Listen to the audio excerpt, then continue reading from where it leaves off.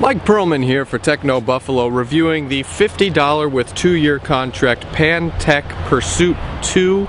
This is an AT&T phone. Follow me in my hot pursuit of the Pantech Pursuit 2.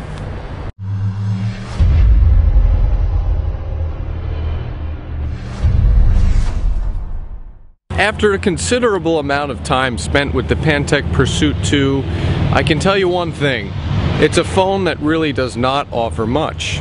The Pursuit 2 has a 230 megahertz processor, so operating speed was at a base level.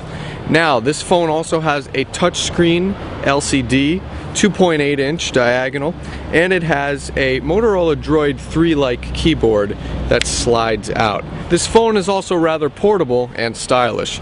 I got the green model, but it also comes in several other colors you'll find in any standard rainbow. Connectivity is also fairly limited. We just have a USB terminal and there's no 3.5mm headphone jack. We do have a camera button, a lock button, and we have physical call, back, and end buttons on the phone's facade. The phone has a 2-megapixel camera in back, but it's devoid of a flash, and image quality was subpar. Also, video quality, resolution way too small for any serious purposes. One of the most important aspects of the Pantech Pursuit 2's existence was its ability to make quality calls, especially on the 3G network.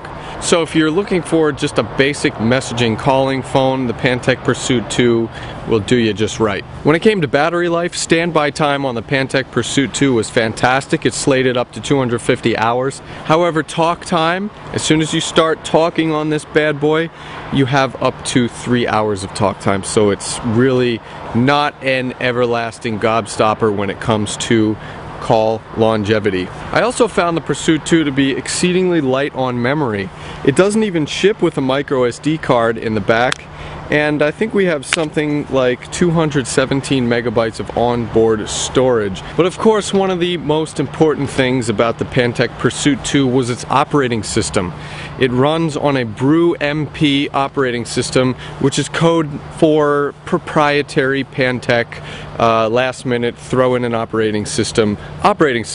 For the most part, I found this operating system to be fairly clunky, especially when combined with the 230 megahertz processor. Basically, you have 3 home screens, and on one of the home screens you have the ability to add widgets and programs and applications, but the scrolling, you get this giant scrolling panel, and it's not intuitive at all when it comes to adding widgets to this screen. This is not an intuitive phone. It's not a phone that you could pick up and instantly take advantage of iOS or Android or any of the easy shortcuts or anything like that.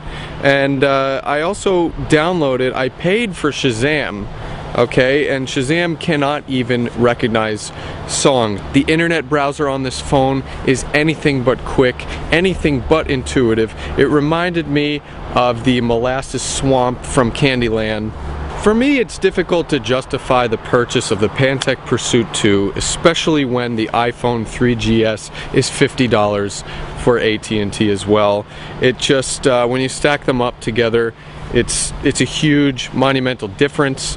The Pantech Pursuit 2 may be too little, too late. For Techno Buffalo, I'm Mike Perlman. Stay tuned for more reviews at technobuffalo.com.